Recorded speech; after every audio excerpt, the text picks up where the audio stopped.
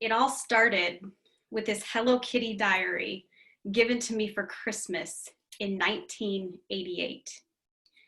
I had no idea then that writing down words and stories and feelings at the tender age of 8 would lead to the most significant aha moment of my life at the age of 40. That's what I'm going to talk to you about tonight.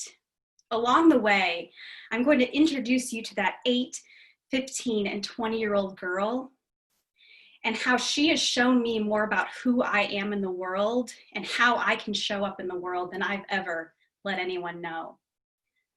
Along the way, I want you to call upon your 8, 15, and 20-year-old self. Who is she? What was she passionate about? How much of her is still in you today? And when you walk away from this presentation tonight, I want you to have a very clear action plan on how you're going to let her out. That's the journey I'm on. I'm not going back, and I want you to come with me. There are 4 steps to let her out. First, we have to remember her. Second, we have to reconnect to her. Third, we have to remove barriers to her. And finally, we have to let her out. So in order to remember her, I'm going to bring you back to the best and worst day of my life when I was 9 years old. There she is, standing on the stage in the 4-H building at the Ohio State Fairgrounds. She got there because 2 weeks earlier, she stood in a dusty barn at the Seneca County Fairgrounds, and she enthusiastically got in front of a group of people and told them how to make oatmeal cookies. She did it with gusto, she did it with passion, and she walked away from that competition empty-handed. Later that day, a friend approached her in the cow barn and said, "Hey, congratulations, you're going to the state fair." I said, "What are you talking about? I didn't win any awards." They said, "Well, they take the top 10 scores, you qualified." So there she finds herself 2 weeks later, sitting on her mom's cooler in the Ohio State Fairground building, and she watches kid by kid walk by with their slick professional poster boards and their props. And she thinks, "I can't compete. Why am I even here?" Undeterred, she gets on that stage and she delivers that oatmeal cookie demonstration with as much fervor as she's ever delivered it before. Pro tip, add chocolate chips to those oatmeal cookies, not the raisins. She finished, she was proud of herself. She packed up her things and said to her family, "Let's go enjoy the fair." They said, "Well, we have to come back later to see who wins." And she said, "Well, we don't need to bother because there's no way I won." But my parents won that battle. She came back to that building later that day, and to her shock and dismay, she won an award. She got an honorable mention. She won a purple ribbon for her effort that day. People recognized the talent, they recognized the passion, they recognized the skill. That was the best day of her life. But earlier this year, I also realized that was the worst day of my life, because that was the day that a thing I was passionate about, the thing I was good at, the thing that I was just starting to have a fire in my belly about, came with a scorecard. It came with check boxes, and it came with a rubric. So from that day forward, I continued to step on that stage, but I followed the check boxes, I followed the rubric, I followed the guidebook. Don't get me wrong, that made me good at my craft, but it also took a little bit of the joy out.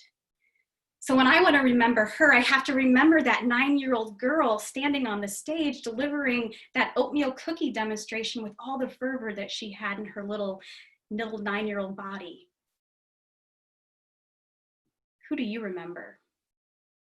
What's the equivalent of the oatmeal cookie demonstration for you? If you have a piece of paper laying around or somewhere you can take notes, jot down in 20 seconds, who is she? What do you remember about her? What was she good at? What was she passionate about? Was she a dancer? Was she an artist? Was she a servant at heart? What do you remember about her? Once you remember her, you can reconnect to her. I reconnected to her by reading volumes and volumes of these diaries. And tonight I'm going to read you 4 passages from what I call the Blue Sparkle Star volume 1995 to 1996.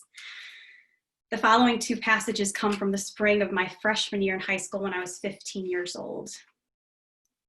I might have found my calling. I did a speak out on my view of a world fit for children. It came from my heart and it touched so many people. I loved the feeling of hearing my words echo throughout the church. It was indescribable. I then read it in church this morning. I impressed so many people. Maybe ministries in my future. I don't know.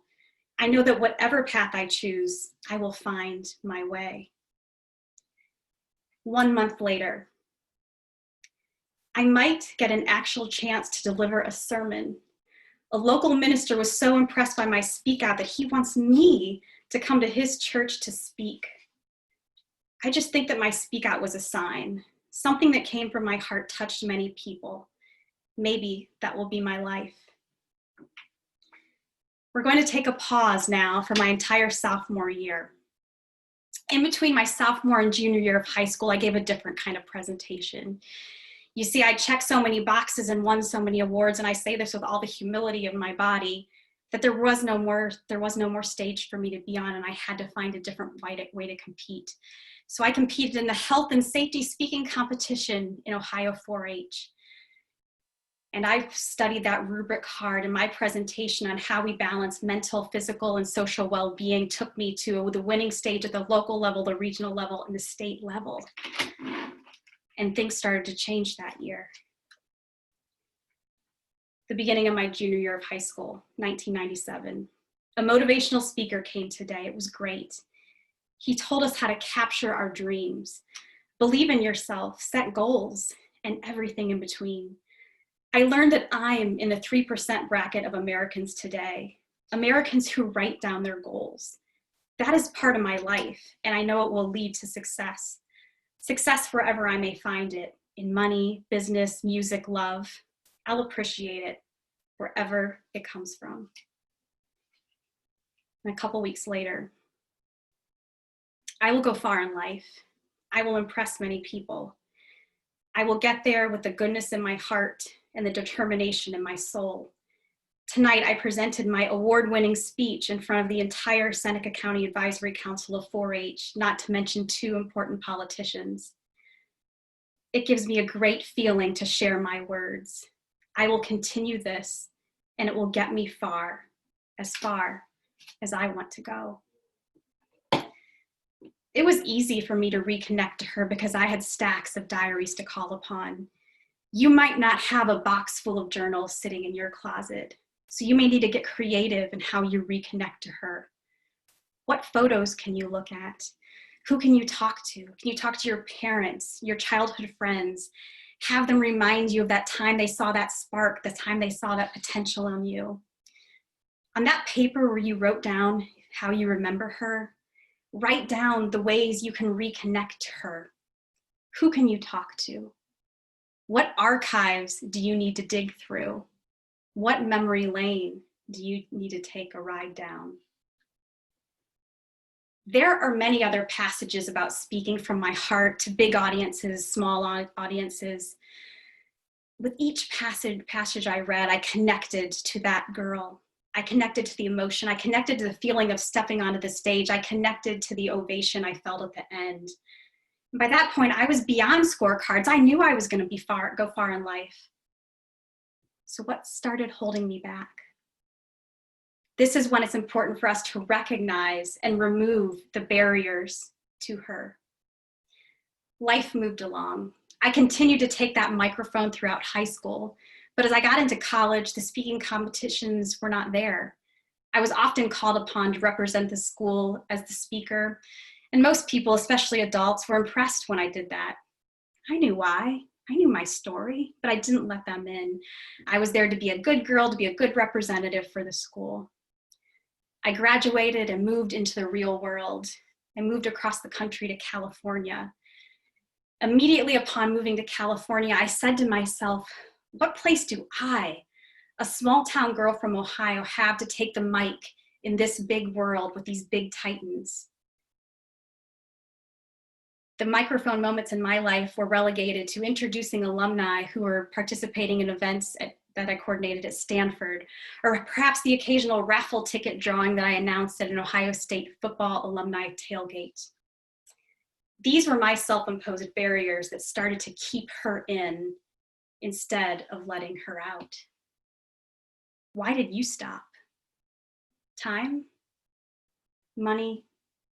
Lack of opportunity? That little voice in your head saying, grown women don't do fill in the blank. Go ahead, write those down. Write down those reasons. Write down those excuses. Write down those barriers.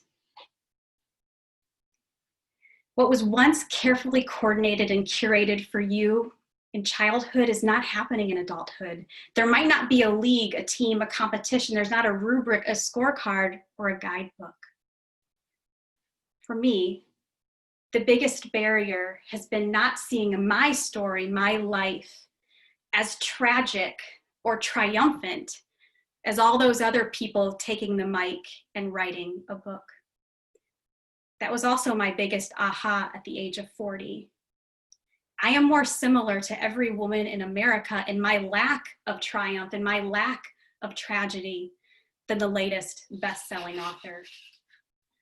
The recognition that my story is worth being told is the entire reason we're letting her out tonight. Nothing has been fun about reading these diaries. My heart breaks and I cringe when I think about those broken hearts, those jealous friendships, those judgments and opinions that were formed so early. But whenever I came across a passage like the ones I wrote to you, I was reminded of who I've always been and who needs to be let out. For you, recognizing and removing the barrier to letting her out is probably going to be the hardest part for you. She's going to tell you to stay comfortable. Play small. Forget about it. Just let it go. That's not what I want for you. That's not what your family and friends want for you. Most importantly, that's not what the world needs from you. The world needs you to let her out. The final step, let her out, is what you're seeing tonight. You're seeing me create my own stage, make my own opportunity. When I was faced with 4 cancellations of this keynote over the past 2 months, I had a decision to make. I could keep her in, or I could let her out. I think you know what choice I made. In order to let her out, you will need to make your own opportunities. In adulthood, no one is holding her hand, guiding her out. No one is telling her that she was a great artist. Why doesn't she pick up a paintbrush? No one is telling her she was a great dancer. Why doesn't she put on some music and move? You're the person who has to do that. You're the one who has to pull her out. You're the one who has to pull her out of the corner, pull her out of bed, pull her up off the couch. You're the one who has to remember her, reconnect to her, remove the barriers to her, and let her out. There's no better way for me to close this when with very words I spoke from one of those church pulpits when I was 17. It's the key to letting her out. My only wish is that I hadn't locked her away for so long.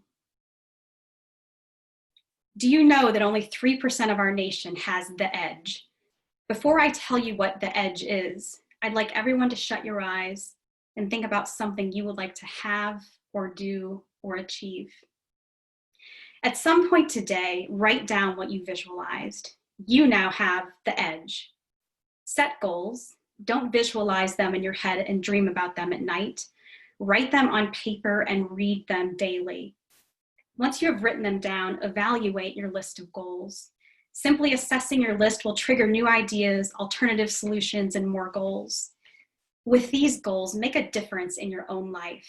You ultimately determine how far you will go.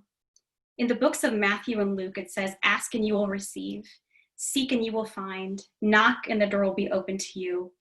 I add one more. Set goals and you will overcome obstacles, jump hurdles, and you will be a success. I cannot thank you enough for being here tonight as you helped me start on this journey of letting her out. I can't wait to hear what you do to start to let her out. I'm here to be a cheerleader and a support system that entire way.